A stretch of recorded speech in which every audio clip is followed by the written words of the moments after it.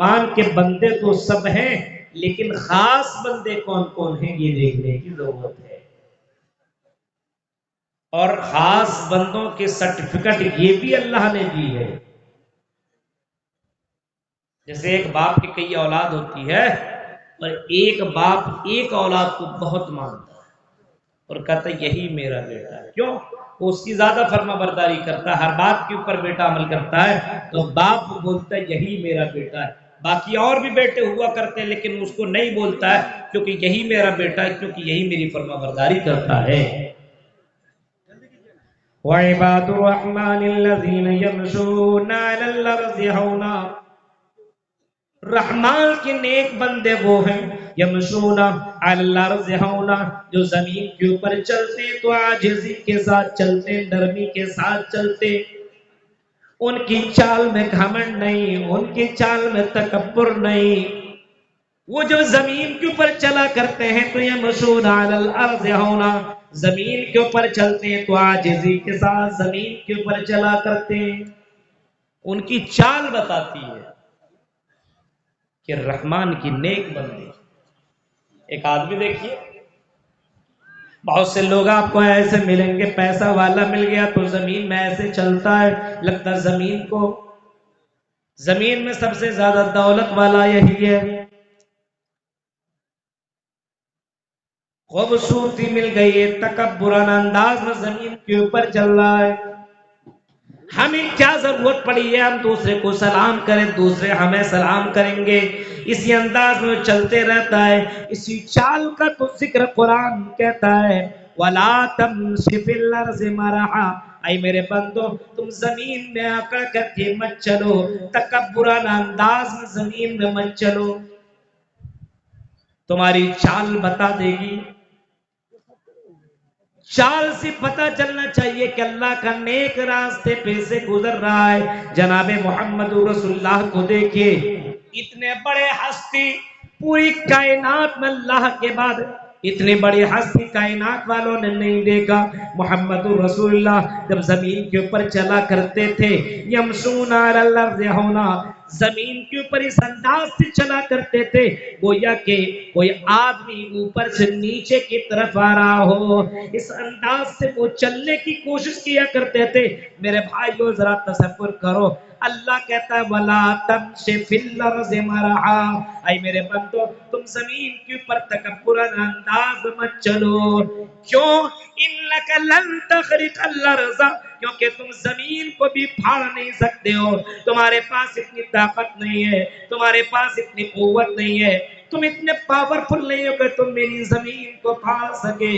وَلَا تَمْشِ پھر فرمائے اِنَّكَ لَن تَخْرِقَ الْأَرْضَ وَلَن تَبْلُغَ الْجِبَالَ طُولًا، اور نہ ہی تم پہاڑ تک پہنچ سکتے ہو۔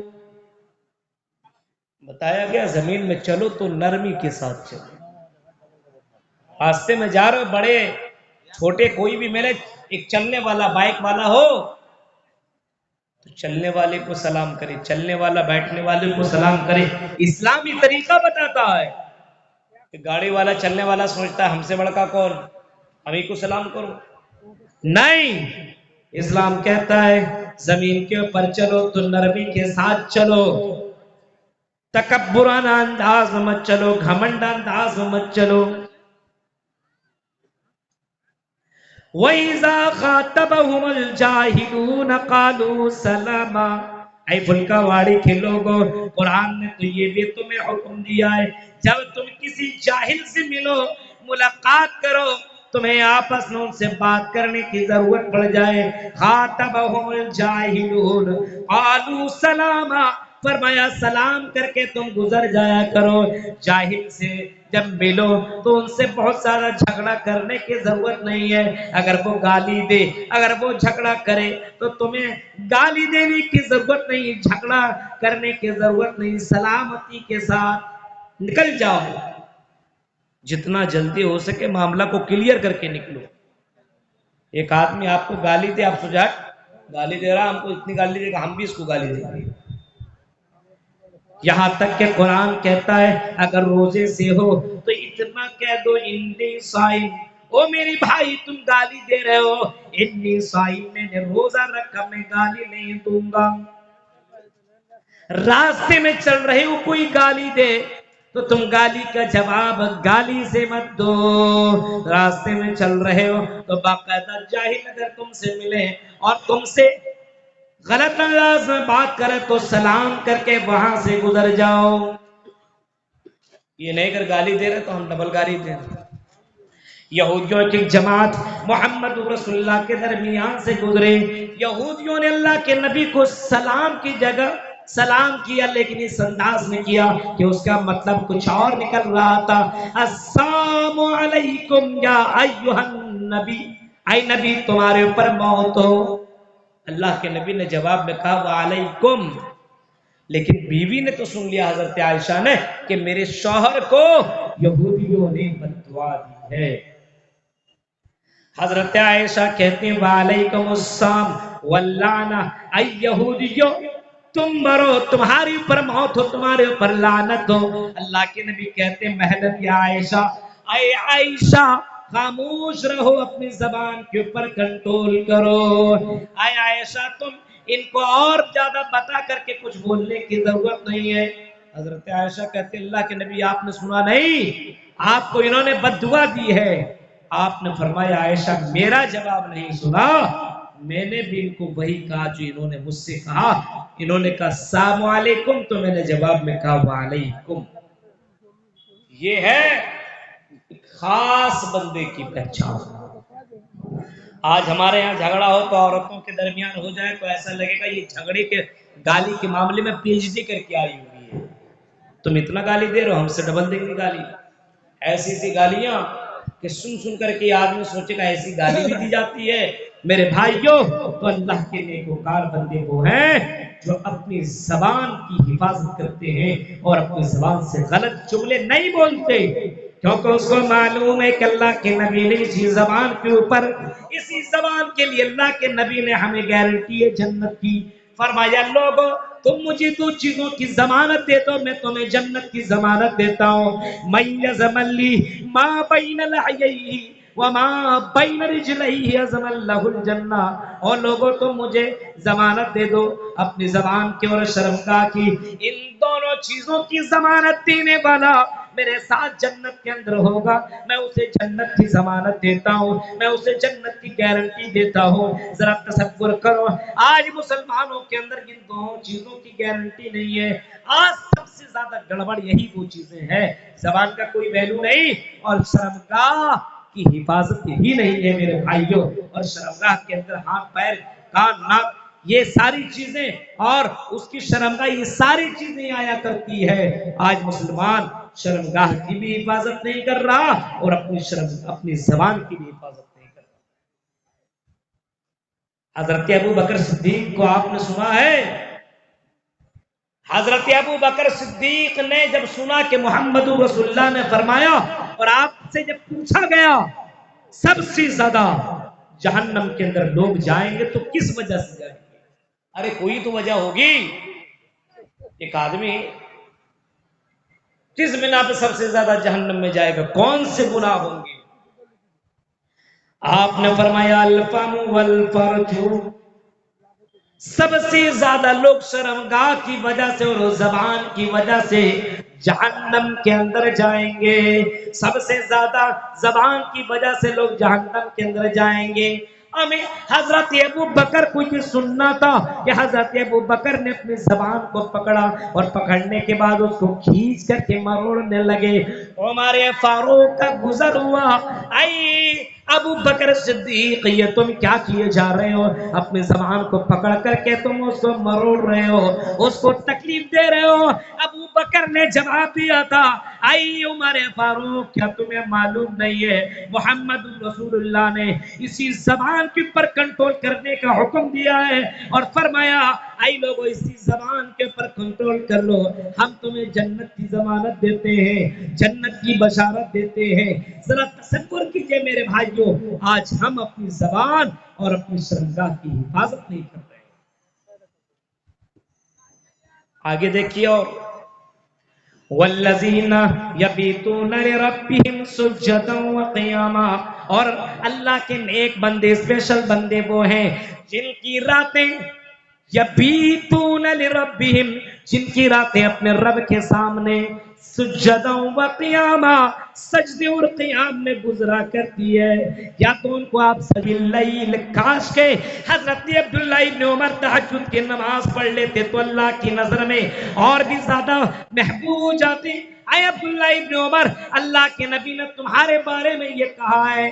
میرے بھائیوں، نبی کا یہ جملہ سننا تھا. اپنے کسی ساتھی تھے، فَكَانَ بَعْدُ لَا يَنَامُ مِنَ اللَّيْلِ إِلَّا قَلِيلًا، اس کے بعد حضرت عبداللہ ابن عمر کی راتیں تہجد میں گزرنے لگی. فَكَانَ بَعْدُ لَا يَنَامُ مِنَ اللَّيْلِ، رات میں بہت کم سویا کرتے تھے، بہت کم. تہجد کی نماز ان کی کبھی نہ چھوٹی. محمد رسول اللہ کے جملے کو سن لینے کے بعد یہ تھے پہلے کے جوان، نبی سے کچھ سنتے تھے تو رات، اللہ کو یہ ادا بہت پسند ہے، یہی کام ہم کریں گے. آج تقریریں اتنے ہوتی، یہ ادا اللہ کو پسند نہیں، یہ ادا اللہ کو پسند نہیں، یہ نہیں پسند. یہ کام آج ہم اور آپ کر رہے ہیں. والذین یبیتون لربہم سجدا وقیاما، اور اللہ کے اسپیشل بندے وہ ہیں جن کی راتیں یا تو قیام میں یا تو سجدے میں گزرا، قیام اور سجدے میں. اب بتائیے پوری دنیا کے اندر سب سے زیادہ اللہ کے بعد مقام و مرتبے کے اعتبار سے کون؟ جناب محمد رسول اللہ. کیونکہ اللہ کے بعد سب سے زیادہ جس کا نام لیا جاتا ہے وہ کوئی اور ہستی نہیں ہے بلکہ وہ ہستی ہے جناب محمد رسول اللہ کی ذات. ذرا تصور کرو، نبی اکرم صلی اللہ علیہ وسلم کہتے ہیں کہ میں اللہ سے سب سے زیادہ ڈرنے والا، ہاں، انی اخشاکم للہ واتقاکم للہ، سب سے زیادہ اللہ سے ڈرنے والا میں، سب سے زیادہ میں، اور سب سے زیادہ اللہ کو یاد کرنے والا میں. اتنا زیادہ اللہ کو یاد کیا کرتے تھے، اتنا زیادہ. حضرت عائشہ کہتی ہیں جب کبھی کبھی رات کی تاریکی میں میری آنکھ کھل جاتی، جب میری آنکھ کھلتی اور محمد رسول اللہ کو میں اپنے پاس نہ پاتی تو اللہ کے نبی کے بارے میں کہہ رہی ہیں میں ذرا اپنے پیر کو آگے پھیلاتی اور رات کی تاریکی میں چیک کرتی، کیونکہ اس وقت ٹیوب لائٹ نہیں، اس وقت چراغ نہیں ہے. نبی اکرم سجدے میں، اور حضرت عائشہ کہتی ہیں میرے پیر اللہ کے نبی کے سر سے ٹکرا رہا ہے، اور میں دیکھتی ہوں کہ اللہ کے نبی سجدے میں گڑ گڑا رہے، رو رہے، اور کافی دیر تک سجدے میں ہیں. میں انتظار کر رہی ہوں کہ اللہ کے نبی سجدے سے سر اٹھائیں گے، سلام کریں گے، لیکن اتنا دیر تک اللہ کے نبی سجدہ کرتے ہیں، اتنا دیر تک سجدے میں رہتے ہیں. مجھے یقین، مجھے گمان ہونے لگتا کہ کہیں اللہ کے نبی کی جان تو نہیں نکل گئی. اتنے بڑی ہستی آئے اور جن کا یہ عالم ہو کہ رات میں اٹھ کر کے اتنے دیر تک سجدے کرنا، قیام کرنا کہ آپ کے پاؤں کے اندر چھالے پڑ جایا کرتے تھے، پھول جایا کرتے تھے. یہ کون ہستی ہے؟ یہ ہستی ہے جناب محمد رسول اللہ. تصور کریں، ہمارے اور آپ، ہم اور آپ نماز پڑھتے ہیں رمضان کے مہینے میں تراویح میں، اگر لمبی رکعت اگر کسی نے پڑھا دیا تو میرے بھائی پیچھے سے کھانسی شروع، 10 منٹ تک ہم قیام نہیں کر پا رہے ہیں. یا اپنے نبی جس کو ہم اور آپ نبی نبی کہتے اور رگ رگ میں ہے نبی نبی، اور مسلمانوں اور فلکا واڑی کے لوگوں اس نبی کو تو مانو دل سے، اس نبی کو فالو کرو، اس نبی کو ماننے کی کوشش کرو.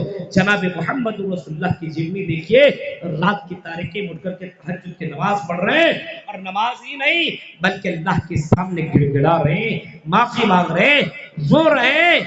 یبیتون لربہم سجدا وقیاما، اور صرف سجدے اور قیام میں نہیں ہے. والذین یقولون ربنا اصرف عنا عذاب جہنم، عذاب جہنم سے بھی پناہ مانگ رہے ہیں اور اللہ سے گڑ گڑا رہے، رو رہے کہ اللہ مجھے عذاب جہنم سے بچا لے. ان عذابها کان غراما، وہ جہنم کا عذاب چمٹنے والا عذاب ہے. اس جہنم کی آگ سے کوئی اپنے آپ کو کیسے بچا پائے گا؟